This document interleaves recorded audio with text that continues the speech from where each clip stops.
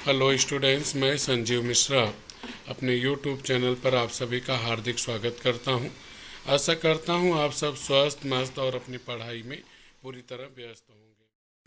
प्रिय विद्यार्थियों, आज हम सब हिंदी प्रथम भाषा कुमार भारती कक्षा 10वीं की कृति पत्रिका अर्थात प्रश्न पत्र का प्रारूप को जानेंगे और समझेंगे। प्रिय विद्यार्थियों, आज मैं प्रथम भाषा हिंदी कुमार भारती कक्षा 10वीं की जो कृति पत्रिका होती है उसका प्रश्न पत्र का प्रारूप क्या होता, उसका आराखड़ा कैसा होता है, किस विभाग में कितने मार्क के प्रश्न आते हैं, कितना विकल्प होता है, उसके बारे में आज मैं बात करने वाला हूं।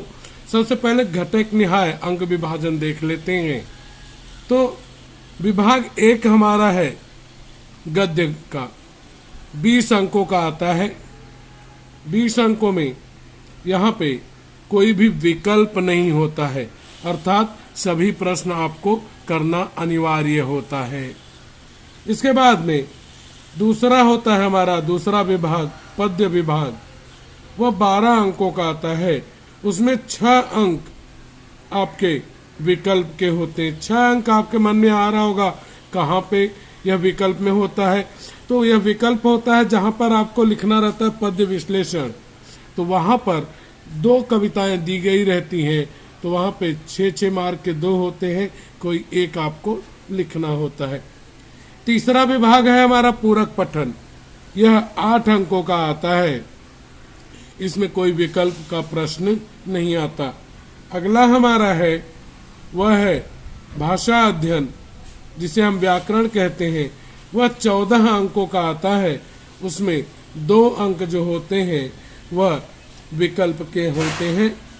और अगला विभाग है हमारा 5वां रचना विभाग उपयोजित लेखन, वह 26 अंकों का आता है और विकल्प उसमें 24 अंक का रहता है।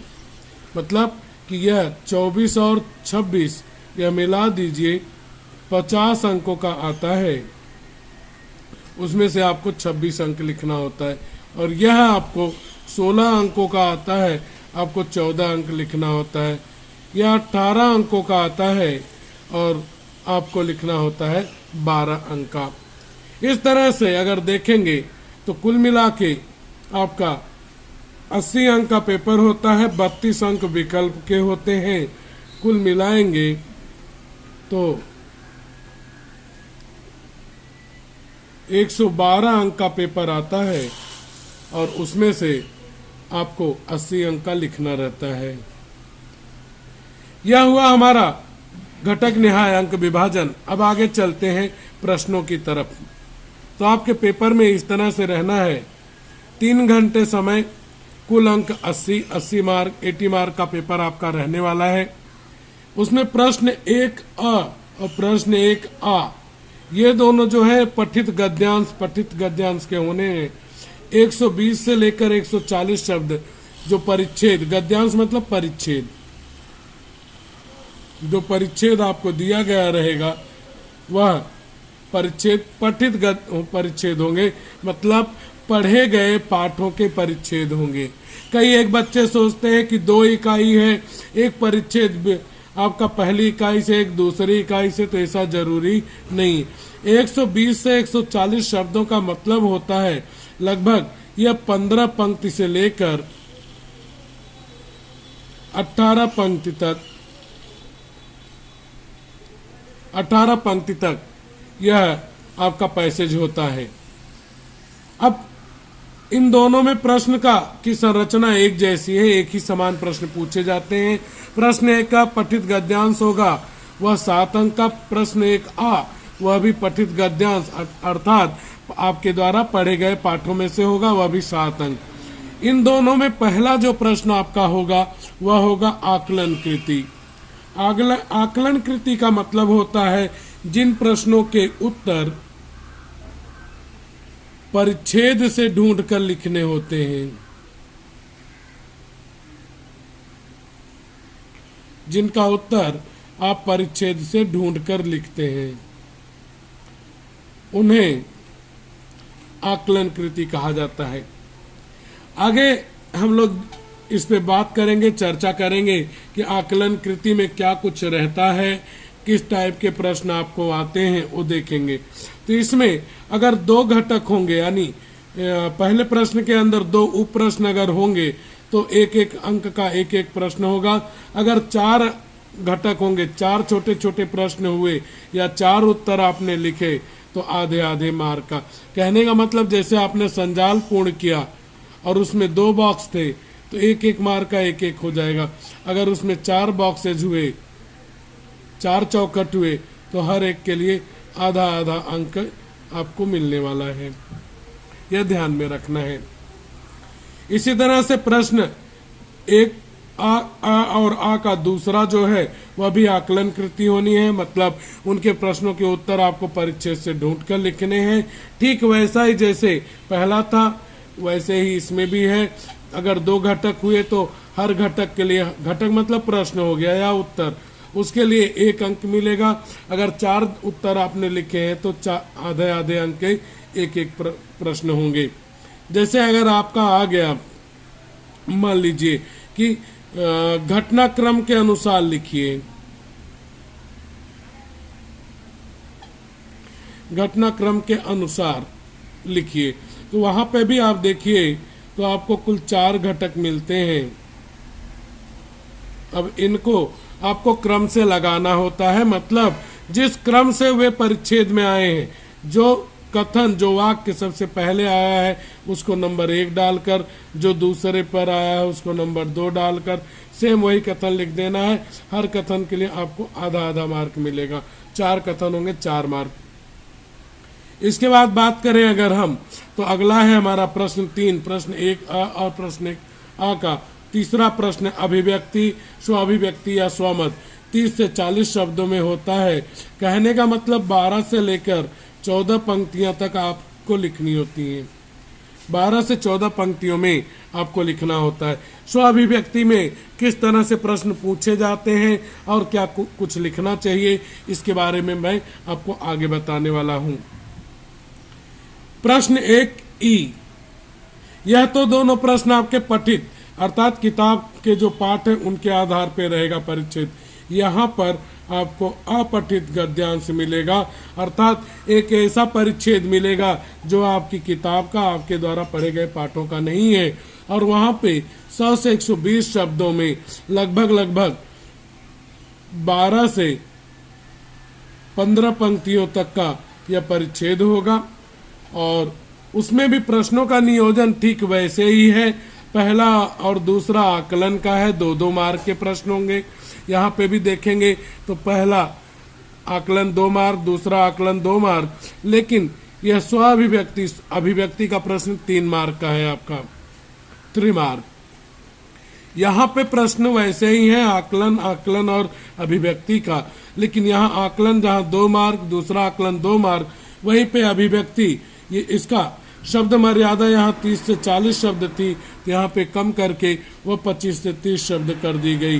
कहने का मतलब इसको आपको 10 से 12 पंक्ति में लिखना है। अपठित परिच्छेद का जो स्वाभिव्यक्ति का प्रश्न है उसका उत्तर 10 से 12 पंक्तियों में आपको लिखना है और उसके लिए आपको केवल 2 मार्क मिलने वाले हैं। तो यह हुआ गद्य की बात। 7 मार्क का देखेंगे तो पठित गद्य 7 मार्क का, फिर पठित गद्य 14 मार्क और 6 मार्क का अपठित गद्य, तो कुल 20 अंक का आपका गद्य विभाग पहला विभाग होता है।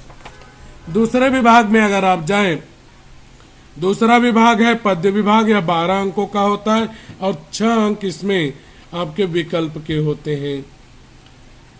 आइए देखते हैं कि विकल्प का प्रश्न कहाँ होता है।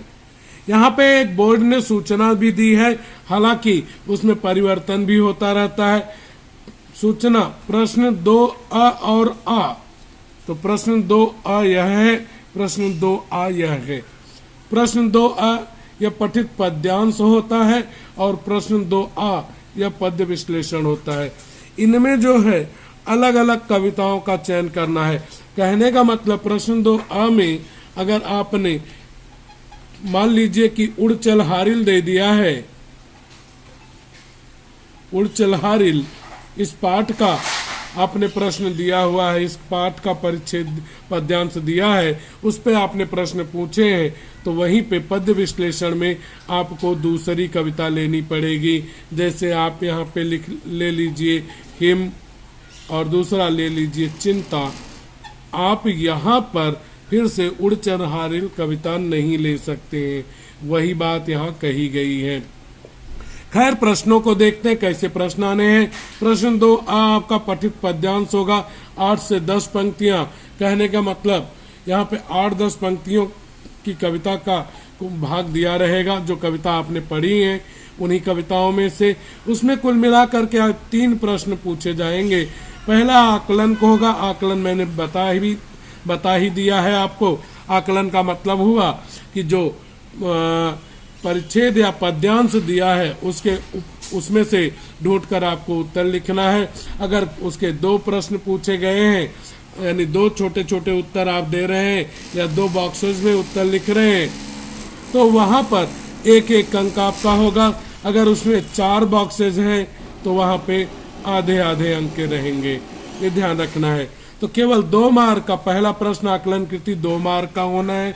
दूसरा प्रश्न आपका शब्द संपदा से है। इसमें निश्चित है कि 4 घटक होंगे, यानी पहला प्रश्न और दूसरा प्रश्न होगा। पहले में भी क और ख होगा, दूसरे में भी क और ख होगा। तो यहाँ पे पहला प्रश्न यह 2 हो गए, दूसरा प्रश्न 2 हो गए, कुल 4 घटक हो गए। यह आपका 1 मार्क का होगा और यह आपका 1 मार्क का होगा।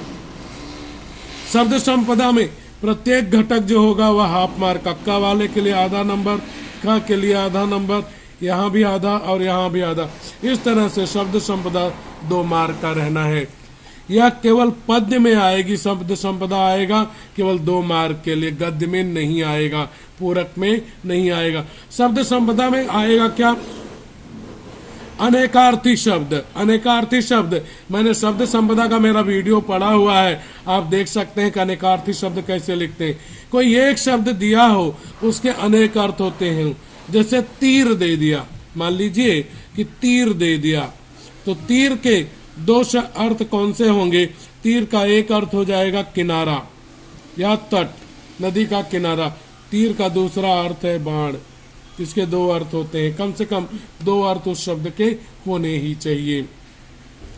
शब्द युग्म। शब्द युग्म आप जानते हैं समानार्थी या पर्यायवाची शब्द, यानी कोई शब्द दिया है, उस शब्द के लिए पद्यांश में कौन सा शब्द आया हुआ है वह ढूंढ कर लिखिए, या पद्यांश में जो शब्द आया है उसका समानार्थी शब्द या उसका शब्दार्थ क्या होगा वह लिखना है। या फिर विलोम शब्द। विलोम शब्द में भी वही बात है कि जो शब्द दिया गया है उसके लिए उसका विरुद्धार्थी कौन सा शब्द पद्यांश में आया हुआ है। मान लीजिए ब्रजवासी कविता है, वहां पे पद्यांश में नृप शब्द आया है। आपसे कहा गया निम्नलिखित शब्द के लिए पद्यांश में आया हुआ विलोम शब्द लिखिए, और यहाँ पे पूछ दिया राजा। तब आपको क्या करना है? पद्यांश में जाकर खोजना है कि राजा के लिए कौन सा यहाँ पे प्रजा, यहाँ पे प्रजा लिख दिया और आपसे कहा प्रजा शब्द के लिए कौन सा विरुद्धार्थी शब्द पद्यांश में आया है, तो वहां पे जाएंगे तो पाएंगे नृप। नृप मतलब राजा, तो यहाँ पे नृप हो जाएगा। इस तरह से विरुद्धार्थी शब्द उपसर्ग अलग कीजिए, उपसर्ग जोड़कर नए शब्द बनाइए, या पद्यांश में आए हुए उपसर्ग प्रत्यय खोज कर लिखिए, वह आपको रहेगा। अनेक शब्दों के लिए एक शब्द लिखना, अर्थात जैसे दे दिया गया आपको ठेकेदारी कर, ठेका लेता है जो वह, तो उसके लिए एक शब्द कौन सा होगा? ठेकेदार हो जाएगा। तो वहां पे अनेक शब्दों के लिए एक शब्द आपने लिए। कठिन शब्दों के अर्थ वह समानार्थी जैसा ही हो गया। लिंग बदलो वचन बदलो, लिंग पहचानो वचन पहचानो। या फिर कृदंत, कृतंत अलग कीजिए या कृदंत जोड़कर नया शब्द बनाइए। तद्धित पहचान कर लिखिए या तद्धित जोड़कर नया शब्द बनाइए। तत्सम शब्द पहचान कर परिच्छेद से पद्यांश से लिखिए। तद्भव शब्द पद्यांश से पहचान कर लिखिए। या विदेशी शब्द, विदेशी मतलब उर्दू के शब्द, अंग्रेजी के शब्द, उर्दू या अंग्रेजी के शब्द हो गए जो उन्हें हम विदेशी शब्द कहते हैं, उन शब्दों को पूछा जाता है। तो यहाँ पे 2 मार्क के लिए इतने व्याकरण आपको पढ़ने हैं। अगर कैसे करना है या जानना है तो मेरा YouTube पर वीडियो है शब्द संपदा, आप उसे देख सकते हैं, या 2 मार्क का होगा। और अगला होगा तीसरा प्रश्न जो होना है वह होना है सरल अर्थ या भावार्थ। 25 से 30 शब्दों में, 25 से 30 शब्दों का मतलब हो गया आपको यहाँ पे 12 से 15 पंक्तियों में जो पंक्तियां बोली गई हैं सबका नहीं लिखना होता है। ध्यान रखिए, वहां पर कहा जाता है कि प्रथम 4 पंक्तियों का, प्रथम 4 मतलब शुरुआत की जो 4 पंक्तियां हैं उनका भावार्थ आपको लिखना है। भावार्थ कैसे लिखना चाहिए वह मैं आगे आपको बता रहा हूं। तो या फिर कहा गया कि अंतिम 4 पंक्तियों का या अंतिम 6 पंक्तियों का, अंतिम 6 कहा है तो अंतिम 6 पंक्तियों का भावार्थ आपको लिखना चाहिए। वह कितने मार्क का होगा? 2 मार्क का। तो 2 मार्क का आकलन प्रश्न, 2 मार्क का की शब्द संपदा, 2 मार्क के पद आपका भावार्थ का, ये मिला के एक प्रश्न हुआ। प्रश्न 2A वह हुआ पठित पद्यांश का 6 मार्क का। अगला अगर आप देखेंगे तो वह है प्रश्न 2A, वह है आपका पद्य विश्लेषण। यह विकल्प होगा 6 अंक का, यानी 6 अंक हिम के लिए, 6 अंक चिंता के लिए। अगर ये कविताएं दी गई हैं कि 2 पठित कविताओं, निम्नलिखित पठित कविताओं में से किसी एक कविता का, एक का पद्य विश्लेषण करना है, तो यहाँ पे दोनों कविताओं के नाम दे दिए जाएंगे। किसी एक का लिखना है, एक का लिखेंगे 6 मार्क, एक विकल्प में हो जाएगा। तो वहां पे 2 कविताएं दी गई रहेंगी जो आपने पढ़ रखी हैं आपकी किताब में से, वहां पे से कोई 2 कविता दी जाएगी। कविता का केवल नाम दिया रहेगा, उन्हीं में से किसी एक कविता का पद्य विश्लेषण आपको निम्नलिखित मुद्दों के आधार पर करना होगा। अब देखिए, वहां पे यह बात कही गई है कविता का केवल शीर्षक ही दिया जाएगा, यानी कविता का नाम यहाँ दिया रहेगा। सबसे पहला प्रश्न होगा आपका रचनाकार का नाम। जैसे यहाँ पे मान लीजिए दे दिया गया चिंता, कविता का आप पद विश्लेषण कर रहे हैं तो आप यह हेडिंग डालिए, उसके आगे लिखिए श्री जयशंकर प्रसाद। यह लिख दिया आपने, आपका यह सही हो गया, आपको 1 मार्क मिल गए। रचना की विधा, यहां पे आपने लिख दिया छायावादी कविता या महाकाव्य। रचना की विधा जो किताब में आपके टेक्स्ट बुक में दिया है वह विधा लिखिए महाकाव्य, यह लिखा आपने 1 मार्क हो गया। अब आपको कौन सी पंक्तियां पसंद है, तो पंक्ति नहीं बोला है, पंक्तियां बोली हैं, तो कम से कम 2 पंक्ति होनी चाहिए। 2 पंक्ति से लेकर 4 पंक्ति तक यहाँ पे लिखना चाहिए। और एक बात, टेक्स्ट बुक में, किताब में जिस तरह से वह दी है, एक लाइन में जितने अक्षर या शब्द लिखे हैं आपको उसी तरह से लिखना चाहिए। पसंद की पंक्तियां लिखकर उसके बाद आप यहाँ पे योजक चिन्ह डालिए। नीचे से आप 2 पंक्तियां लिखने वाले हैं, दोनों पंक्तियों को अलग अलग लिख दीजिए। अगर वह सही है, अल्प विराम, पूर्ण विराम इत्यादि सही है, व्याकरण की दृष्टि से गलत नहीं है, तो आपको 1 मार्क। इसी तरह से पंक्तियां पसंद होने का कारण, तो ये जो पंक्तियां आपने लिखी, जैसे हिमगिर के उतंग शिखर पर बैठ शिला की शीतल छां, एक पुरुष भीगे नयनों से देख रहा था प्रलय प्रवाह, यह पंक्तियां आपने लिखी, तो यहाँ पर आपको लिखना होगा यह हेडिंग डालकर पंक्तियां पसंद होने का कारण। जिन पंक्तियों को आपने पसंद किया है वह पंक्तियां आपको क्यों पसंद हैं, तो जिस कारण से भी पसंद है वह कारण लिखिएगा। तो वहाँ लिख सकते हैं कि कवि ने यहाँ पर हिमालय की चोटी के ऊपर बैठे हुए मनु का बहुत ही सुंदर वर्णन किया है। उनका वर्णन इस तरह से है कि लगता है कि हम सभी वहाँ प्रत्यक्ष रूप से मनु को देख रहे हैं। तो यहाँ पे उसको अगर सही लिखा आपने, कुछ गलत नहीं, तो 1 मार्क। इसके बाद 5वां है रचना से प्राप्त संदेश या प्रेरणा। 25 से 30 शब्दों में। कहने का मतलब यह हुआ कि आपको यहाँ पे 12 से 15 पंक्ति में इसको लिखना है। 12 से 15 पंक्तियों में आपको रचना से प्राप्त संदेश या प्रेरणा लिखनी है और यह 2 मार्क का है। यहाँ पे अगर आप देखेंगे तो आपकी टेक्स्ट बुक में वहाँ पे पद्य संबंधी दिया होता है, वहाँ पे आपको रचना से क्या संदेश मिल रहा है, क्या प्रेरणा मिल रही, वह दी गई होती है। जैसे अगर आप चिंता की बात करें तो यहाँ पे लिख सकते हैं आप कि इस कविता के माध्यम से या रचना के माध्यम से, कौन सी रचना, चिंता रचना के माध्यम से कवि श्री जयशंकर प्रसाद जी ने यहाँ पर अति सर्वत्र वर्जित, अति नहीं करनी चाहिए, इसका वर्णन किया है। प्रलय के बाद क्या कुछ दृश्य दिखाई पड़ा उसका वर्णन किया है। कवि यह संदेश देते हैं, प्रेरणा देते हैं कि हमें अधिकता विनाश की तरफ ले जाती है। जिस तरह से देवताओं ने अत्यधिक अधिकता कर दी थी, वो सीमाओं का बंधन तोड़ चुके थे और अपने आप को सर्वश्रेष्ठ समझ रहे थे, जिसका परिणाम विनाश से हुआ। तो हमें कभी भी मर्यादाओं का उल्लंघन नहीं करना चाहिए। इस तरह से 12 से 15 पंक्तियां आप लिखेंगे, 2 मार्क। तो 2 1 3 1 4 5 6 मार्क यह आपका होता है। इसमें मार्क कटता है, बहु मार्क मिलता भी है। बच्चे कहते हैं मार्क कट कहाँ गया? मार्क यहाँ पे कट गया कि आप लोगों ने यहाँ पे सही ढंग से लिखा नहीं, यहाँ पे मात्राओं की मिस्टेक हुई, यहाँ मात्राओं की मिस्टेक हुई, यहाँ व्याकरण की अशुद्धियां हुई, तो आपके मार्क आराम से कट जाते हैं। इस तरह से कविता के 6 अंक का पठित पद्यांश, 6 अंक का पद्य विश्लेषण, कुल विभाग 2 पद्य 12 अंक का यह होता है। अगला देखते हैं, विभाग 3 पूरक पठन है, 8 अंक, इसमें भी 2 भाग है। प्रश्न 3A, यह पठित गद्यांश रहेगा, अर्थात पूरक पठन में जो पाठ है वह पाठ यहाँ पठित गद्यांश में रहेगा 80 से 100 शब्दों तक। 80 से 100 शब्द मतलब यही हो गया कि 8 से 10 पंक्तियां यहाँ पे आएंगी, 8 से 10 पंक्ति रहेंगी या 8 से 12 पंक्ति रहेगी। यह पढ़े गए जो पूरक पठन के पाठ हैं उनका परिच्छेद होगा।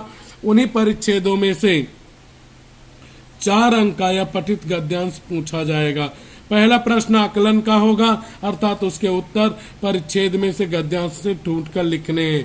उसमें भी 2 घटक होगा तो 1-1 अंक का, 4 घटक होंगे तो आधा अंक के 2 मार्क का आकलन का प्रश्न होगा। 2 अंक का अभिव्यक्ति, स्वाभिव्यक्ति या स्वमत होगा। 25 से 30 शब्दों का मतलब पहले बता चुका हूं मैं कि लगभग 12 से लेकर 15 पंक्तियां तक आपको लिखना होगा यहाँ पे, तब जाकर आपका स्वाभिव्यक्ति का प्रश्न होगा। इसी तरह से इसी क्रम में अगर जाएंगे तो आपका प्रश्न 3A यह पठित पद्यांश होगा। जहां यह गद्यांश था यह पद्यांश है, यानी पूरक पठन की में जो पूरक पठन कविता है वह यहाँ पे रहेगी। पूरक पठन में आप जानते हैं कुछ कविता भी हैं, और जैसे गजलें यह आपकी पूरक पठन है, 2 गजलें तो पूरक पठन कविता है, उनमें से प्रश्न आएगा। या बटोहिया भी पूरक पठन कविता है। तो पठित पद्यांश होगा पूरक पठन का, कविता होगी, किसी एक कविता की 6 से 8 पंक्तियां यहाँ पे दी गई रहेंगी। 6 से 8 पंक्तियां होंगी, उनमें भी 4 अंक का प्रश्न होगा। पहला आकलन का होगा 2 मार्क के लिए, दूसरा स्वाभिव्यक्ति 25 से 30 शब्दों पे होगा, वह भी 2 मार्क का। 4 अंक का पठित पद्यांश, 4 अंक का पठित गद्यांश, यह कुल 8 अंक का पूरक पठन विभाग 3 आपका होगा। अगला भाग है आपका भाषा अध्ययन का। भाषा अध्ययन की बात करें, यहाँ पे व्याकरण है 14 अंकों का, कुल 16 अंकों का आता है। प्रश्न 4 यह होगा, सूचना के अनुसार कृतियां कीजिए, अर्थात डू एज डायरेक्टेड, जैसा कहा गया वैसा कीजिए। पहला प्रश्न होगा 2 अव्यय शब्दों में से किसी एक अव्यय का वाक्य में प्रयोग करना है, यानी जैसे दे दिया गया और, दूसरा दे दिया गया धीरे धीरे। अब आपको क्या करना है, इन दोनों में से किसी एक का प्रयोग, अव्यय शब्द है, इस अव्यय शब्द को लेकर एक सार्थक वाक्य बनाना है। जैसे मान लिया मैंने यह लिया और मैंने यहाँ पर अपना उत्तर लिखा और लिख दिया राम धीरे धीरे पढ़ता है। इस तरह से लिख करके धीरे धीरे शब्द का प्रयोग जहां किया उसको अंडरलाइन कर दिया। ध्यान रखिएगा केवल पेन का उपयोग करना है, कहीं पूरे पेपर में पेंसिल का उपयोग नहीं करना है, अंडरलाइन के लिए भी नहीं। तो यहाँ पे 1 मार्क आपका विकल्प का रहेगा, 1 मार्क इसका, 1 मार्क इसका, एक ही करना है, एक विकल्प का रहेगा। इतने के लिए ही आपको 1 मार्क मिल जाएंगे। ज्यादातर बच्चे इसको गंवा देते हैं अगर सही वाक्य नहीं बना। दूसरा है संधि। संधि में संधि पहचानना, संधि पहचानना यानी संधि का प्रकार लिखना, संधि विच्छेद करना, संधि शब्द बनाना। यहाँ पे 2 घटक होंगे, मतलब इस तरह से दे दिया गया। यहाँ पे यह आपका हो गया संधि शब्द बनाना, और यह आपका हो गया संधि विच्छेद करना, और यह हो गया संधि का प्रकार। अर्थात यह संधि शब्द बनाना, संधि विच्छेद करना, संधि प्रकार। अब इसमें जैसे मैंने दे दिया, मान लीजिए दिनेश, तो आपको इसमें क्या करना है, दिन धन ईश। दिनेश दिया है, दिन धन ईश लिखा आपने, तो इसके लिए आपको आधा मार्क मिलेंगे। अगर प्रकार यहाँ सही लिख दिए, स्वर संधि, तो आधा मार्क यहाँ पे। वही बात यहाँ कही गई, 2 घटक होंगे, एक देखिए यहाँ पे 1 घटक हुआ, 1 घटक यहाँ पे, 1 घटक के लिए आधा मार्क है। इसके अलावा ऐसा भी पूछा जाता है, कैसा कि यहाँ पे कुछ इस तरह से, जैसे यहाँ पे दे दिया दिन धन ईश, यह दे दिया और यहाँ पे डॉट डॉट कर दिया, मतलब आपको यहाँ संधि शब्द लिखना है। संधि शब्द दिनेश का क्या, दिन धन ईश का क्या होगा, दिनेश। आप इसको लिखेंगे तो हाफ मार्क। यहाँ पे स्वर संधि लिखा आपने तो हाफ मार्क, यहाँ पे हाफ मार्क इसके लिए और हाफ मार्क इसके लिए होगा। स्टूडेंट्स, भाषा अध्ययन में व्याकरण में तीसरा प्रश्न है सामासिक शब्द विग्रह और समास का प्रकार लिखना। यह 1 मार्क के लिए है। इसमें 2 घटक होंगे, प्रत्येक के लिए हाफ हाफ मार्क। तो पहला घटक हमारा होगा जो सामासिक शब्द दिया होगा उसका विग्रह करना है, उसके लिए हाफ मार्क, और दूसरा समास का प्रकार लिखना, उसके लिए हाफ मार्क हमें मिलेंगे। जैसे दे दिया गया दोपहर, यह क्या कहलाएगा, यह हमारा कहलाएगा सामासिक शब्द। अब इसका सामासिक विग्रह करना है, हमने किया 2 पहरों का समूह, यह हमने किया, यह हमारा सामासिक विग्रह हुआ, इसके लिए हाफ मार्क हमें मिले। इसके बाद समास का नाम लिख दिया या समास का प्रकार लिख दिया, द्विगु समास, उसके लिए हमें हाफ मार्क मिल जाएंगे। इस तरह से 1 मार्क का हमारा समास होगा, जिसमें 2 घटक, एक सामासिक विग्रह और दूसरा समास का प्रकार। तीसरा है हमारा प्रश्न 4, अलंकार पहचान कर प्रकार उपप्रकार लिखना। 1 घटक के लिए 1 घटक होगा, प्रत्येक के लिए हाफ मार्क। यहाँ पे 1 घटक नहीं, यहाँ पे 2 घटक होंगे और प्रत्येक के लिए हाफ मार्क होना है। तो यहाँ पे करेक्शन किया करना है, 2 घटक होने। अब होगा क्या कि कविता की पंक्तियां दे दी गई रहेंगी। जैसे मान लीजिए दिया गया यहाँ पे कंकन किंकिन नूपुर धुन सुन,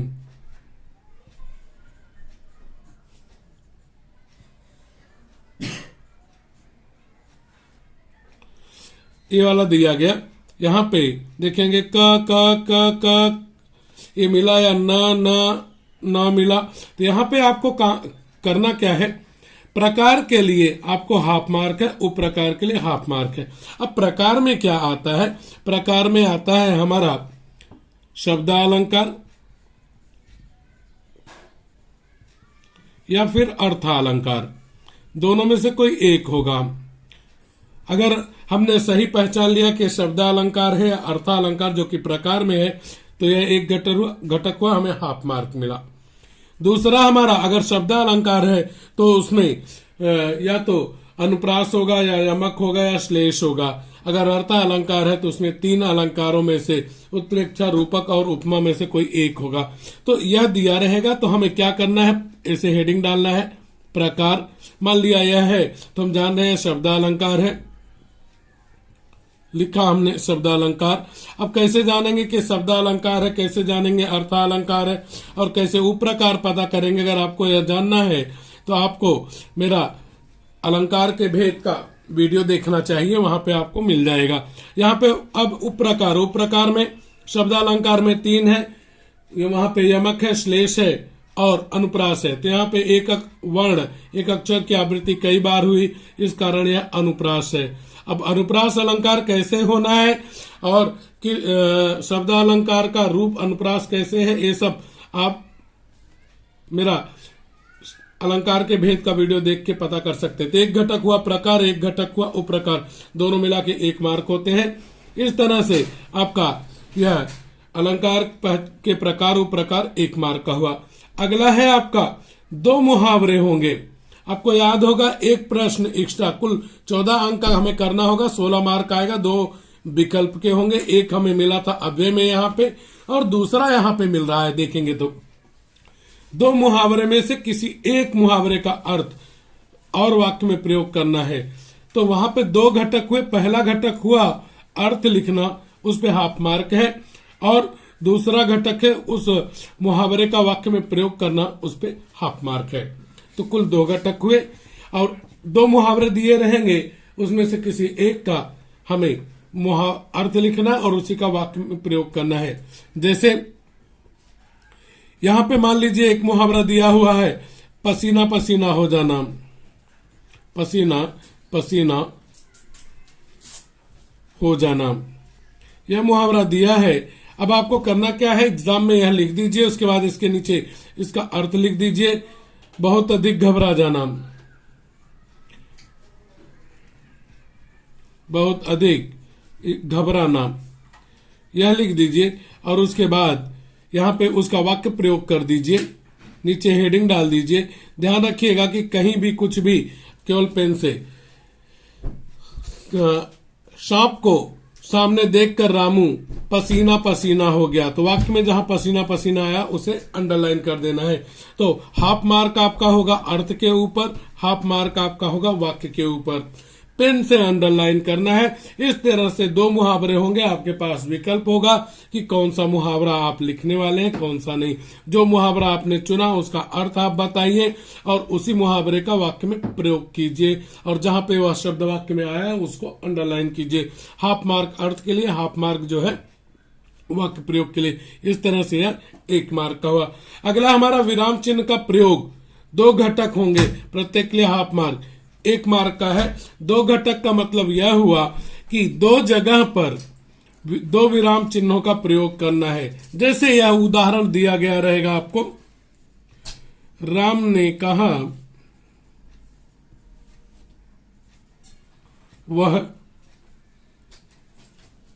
घर जा रहा है। अब यह ऐसे दे दिया गया, यहां पे अंतिम में आखिरी में पूर्ण विराम लगा दिया गया। अब यहां पे 2 जगह विराम चिन्ह लगने हैं। राम ने कहा के बाद यहां पे योजक या संयोजक, चाहे तो इसकी जगह पे यहां पे अल्पविराम भी आप लगा सकते हैं, यह लगा दीजिए। दूसरा, कही गई जो बातें उनको दोहरा अवतरण चिन्ह में कर दीजिए। तो यह जो आपका दोहरा अवतरण चिन्ह हुआ, 1 घटक वह हो गया। यह जो योजक चिन्ह लगाया आपने 1 घटक को, यानी 2 विराम चिन्ह है। 1 विराम चिन्ह पर आपको हाफ मार्क मिलने वाले हैं। इस तरह से विराम चिन्हों का प्रयोग आपको करना है। हो सकता है कि जो वाक्य दिया गया है उसमें 2 से ज्यादा भी विराम चिन्ह का प्रयोग करने को हो सकता है। आप अगर 3 दिया है तो तीनों कर दीजिए, उससे नुकसान नहीं होना है। इस तरह से करने पे आपको 1 मार्क होने वाले हैं। कहीं इसमें अंडरलाइन नहीं करना है। अगला है कारक पहचानना और भेद लिखना। तो इसमें भी 2 घटक है। पहला कि वाक्य में से कारक चिन्ह को पहचान लेना है, हाफ मार्क पहला घटक हुआ। दूसरा है उस कारक का प्रकार लिखना, भेद लिखना, दूसरा घटक हुआ हाफ मार्क। जैसे यह आपका 1 मार्क के लिए है। जैसे दिया है राम ने किताब पढ़ा। अब यहां पे आपको कारक पहचानना है, ये वाक्य में से कहीं पता नहीं चलेगा। तो आपको क्या करना है, आप जान रहे हैं, अगर आपने मेरा YouTube का कारक और उसके भेद का वीडियो देखा तो आप आराम से पहचान जाएंगे कि यहाँ पे कारक कौन सा है, यहाँ पे ने कारक है। तो आपको क्या करना चाहिए, एग्जाम में इसको लिख दीजिए आप। उसके बाद उत्तर में आप लिखिए यह कारक चिन्ह। कहते हैं प्रेजेंटेशन का बड़ा मायने होता है, बड़ा मतलब होता है। कारक चिन्ह लिख करके वहां लिखिए ने, और उसके नीचे फिर आप लिख दीजिए भेद। और भेद में आप जानते हैं ने कौन सा कारक है, कर्ता कारक। कर्ता कारक यह लिख दीजिए। हाफ मार्क आपका इस पे होगा और हाफ मार्क इस पे होगा। इस तरह से कुल 1 मार्क आपको कारक पहचानने और उसका भेद लिखने में होगा। आराम से, बड़ी आसानी से आप कर सकते हैं। अगर आप कारक को नहीं जानते हैं तो मेरा जो YouTube चैनल है उसको लाइक सब्सक्राइब करेंगे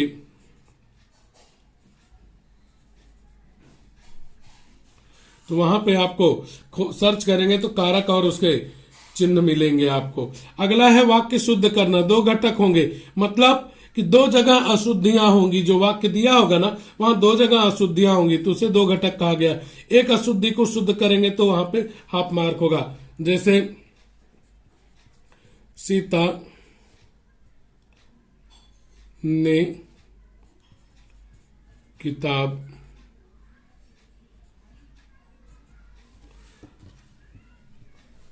पढ़ी। सीता ने किताब पढ़ी। अब आपको मालूम पड़ रहा होगा यहाँ पे बड़ी आएगा, यहाँ पे भी बड़ी। तो वहां पे वाक्य उत्तर लिखते समय आप पूरा वाक्य लिखेंगे, केवल यह करेंगे कि सीता को ऐसे करेक्ट करके यहाँ पे अंडरलाइन कीजिए। पढ़ी की जगह पढ़ा, सीता ने किताब पढ़ा और इसको अंडरलाइन कर दीजिए। दोनों अशुद्धियों को शुद्ध करने पे आपको 1 मार्क मिलने वाले हैं। अगला व्याकरण में है छंद पहचानना। छंद पहचानना, मात्रा लिखना। 2 घटक, प्रत्येक के लिए 1 अंक, यानी 2 मार्क का होगा। एक भाग है आपका छंद पहचानना, यह आपका 1 मार्क के लिए। दूसरा है मात्रा लिखना, यह 1 मार्क का होगा। क्या इस तरह से आपको दिया रहेगा, जैसे कविता की पंक्ति दी गई रहेगी, रहीमन धागा प्रेम का। इसके आगे एक और पंक्ति, फिर यहाँ पे, फिर यहाँ पे। इस तरह से आप जानते हैं ये पहला चरण हुआ, ये दूसरा, ये तीसरा और यह चौथा। तो हमेशा जो आपको छंद है, तीनों छंद हैं, दोहा, चौपाई और सोलठा, उसमें आप जानते हैं सभी में 4 चरण होते हैं। अब एक चरण क्या है, मात्राएं कैसे जानते हैं, लघु गुरु कैसे लगाते हैं, यह सब देखना है तो आपको मेरा YouTube का वीडियो देखना चाहिए, जिसमें छंद पर मात्रा लगाना इत्यादि बताया गया है। वहां पे दोहा, चौपाई, सोलठा के बारे में भी बताया गया। अब करना क्या है, पहला प्रश्न हमारा यह रहता है, यह वाला, कि जैसे प्रथम व तृतीय चरण में मात्राएं लिखिए। प्रथम और तृतीय चरण में मात्राएं। अब यहां पे कैसे है कि पहला चरण हुआ, आप मात्रा लगाएंगे लघु लघु लघु लघु, गुरु गुरु गुरु, लघु और गुरु, टोटल करेंगे 13। एक शॉर्टकट नियम मैंने अपने वीडियोस में बताया हुआ है इसके लिए, कि अगर पहले में 13 आया है तो दूसरे में 11 आएगा, तीसरे में 13 और चौथे में 11 आएगा। और अगर पहले में 13 आ गया तो वह दोहा छंद हो जाएगा। ठीक उसी तरह से मैंने बताया हुआ है अपने वीडियोस में, अगर पहले में 11 आया तो दूसरे में 13 आएगा, तीसरे में 11 आएगा और चौथे में 13, और वह तब हो जाएगा सोलठा। और अगर एक चरण में भी 16 मात्रा निकल गई तो वहां पे चौपाई हो जाएगी आपकी। यह शॉर्टकट तरीका होता है, लेकिन वो लगाए कैसे वो देखना है। तो यहाँ पे हमने अगर पहले में 13 आया तो निश्चित है कि तीसरे में भी 13 ही आएगा, क्योंकि इन दोनों में समान आता है। तो यहाँ हमें लिख देना है 13 मात्राएं। अगर इतना हमने लिख दिया तो 1 मार्क के अधिकारी हो गए हम। अगला हमारा जो है वह है छंद पहचानना। छंद का नाम या यह छंद के। अगर पहले चरण में और तीसरे में 13 आई है तो वह दोहा छंद होगा, हमें लिख देना है कि दोहा छंद है। इतना लिखने पे 1 मार्क, फिर इस तरह 2 मार्क। काल परिवर्तन में 2 वाक्य दिए गए रहेंगे आपको, 2 वाक्य होंगे और दोनों का काल परिवर्तित करने के लिए रहेगा। जैसे अगर दे दिया राम ने पढ़ा और आगे दे दिया काल परिवर्तन के लिए अपूर्ण वर्तमान काल, तो आपको यह लिखने की जरूरत नहीं, डायरेक्ट आप लिखिए प्रश्न 4 उत्तर 10 पहला, और वहां पे सीधा उत्तर लिख दीजिए राम पढ़ रहा है। 1 सही हुआ तो 1 मार्क आपको मिल जाएंगे। 2 मार्क का है, 2 इस तरह से 2 रहेंगे, दोनों को लिखना है। 1 सही होने पे 1 मार्क, कुल 2 मार्क। अगला है वाक्य के भेद, वह भी 2 मार्क का है आपका। उसमें 2 टाइप के प्रश्न है, एक है रचना के आधार पर वाक्य का भेद। रचना के आधार पर वाक्य का भेद, इसमें 3 होंगे। एक होगा सरल वाक्य या संयुक्त वाक्य या मिश्र वाक्य, जिसे मिश्रित वाक्य भी कहते हैं। अब यहां पे क्या होगा, जो वाक्य दिया है उस वाक्य को आपको लिख देना है, उस वाक्य को आप लिख दीजिए और उसके आगे डैश करके योजक चिन्ह लगाकर, अगर वह सरल वाक्य है तो लिख दीजिए सरल वाक्य। अब कैसे पता चलेगा कि यह सरल वाक्य है, कैसे पता चले संयुक्त वाक्य, कैसे पता चले मिश्र वाक्य, उसके लिए आप मेरा YouTube चैनल पे जो रचना के आधार पर वाक्य भेद है वह आप देख सकते हैं। अगला है अर्थ के आधार पर वाक्य परिवर्तन। यहां पर कैसे करना है, यहां पर ध्यान रखिए कि आपको एक वाक्य दिया रहेगा, 1 मार्क के लिए है यह और 1 मार्क के लिए था यह। तो यहां पे एक वाक्य दिया रहेगा, जैसे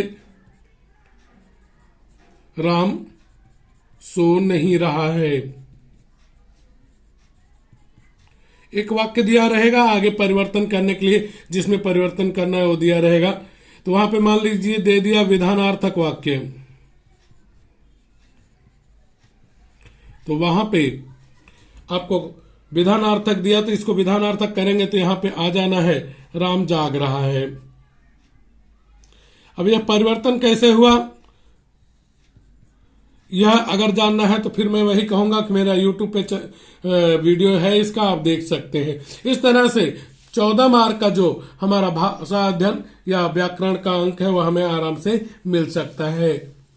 अगला है 5वां विभाग है हमारा विभाग 5 रचना विभाग, जिसे उपयोजित लेखन कहते हैं। 26 अंक हमें मिलते हैं और साथ में ही 32 अंक का इसमें विकल्प का आता है। कुल मिला के अगर हम देखें 58 मार्क का यह हमारा होता है। अब उसमें 26 अंक में क्या क्या है, प्रश्न 5 सूचना के अनुसार लिखिए। प्रश्न 5 का पहला पत्र लेखन होगा, उसमें औपचारिक और अनौपचारिक 2 पत्र होंगे, दोनों में से कोई एक लिखना है, यानी 5 अंक यहाँ विकल्प के रूप में मिल गए।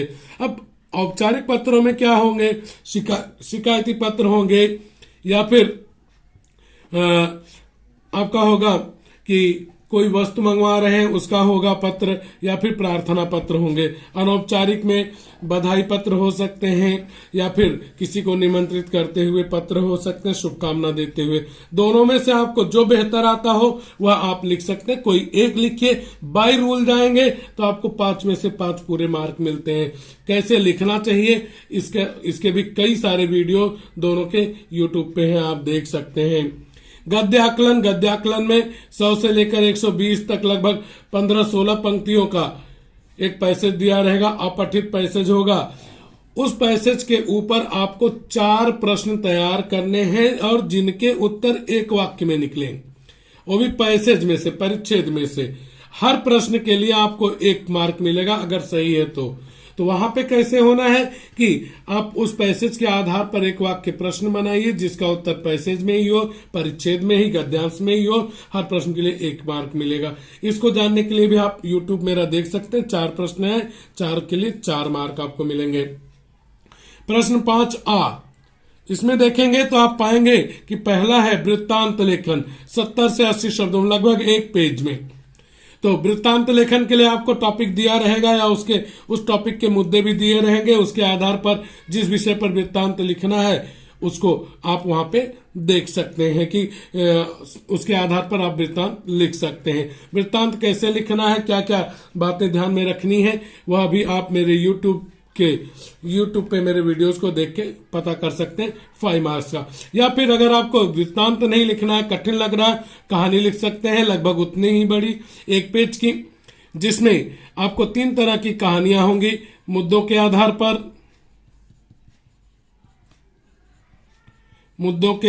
पर।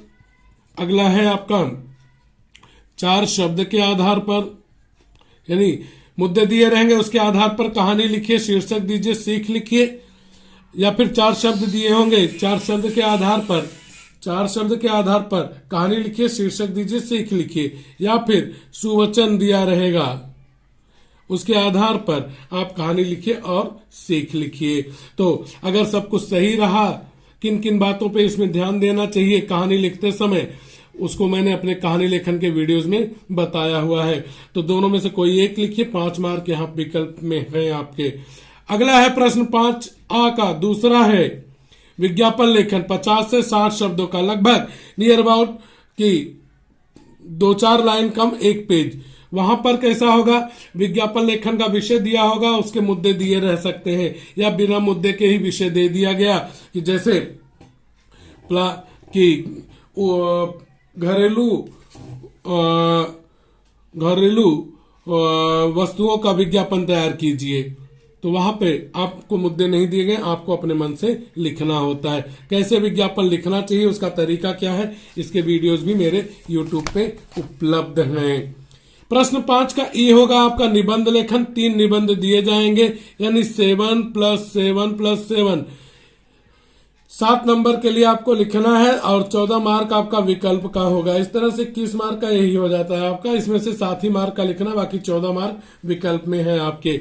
तो वहां पे ये देखिए दिया भी है, 5 प्रकार के निबंध होते हैं, आप जानते हैं, वर्णनात्मक, चरित्रात्मक, वैचारिक, कल्पनात्मक, आत्मकथनात्मक। इनमें से कोई 3 प्रकार के विषय दिए रहेंगे, उनमें से किसी एक प्रकार के विषय के ऊपर आपको निबंध लिखना है, जिसके लिए आपको 7 मार्क मिलते हैं। निबंध किन बातों को ध्यान में रख करके लिखना चाहिए, कैसे कैसे क्या लिखा जाना चाहिए, कहाँ क्या लिखा जाना चाहिए, यह भी मेरे निबंध लेखन के नियम तथा जो निबंध के वीडियोज हैं वहां से आप देख सकते हैं।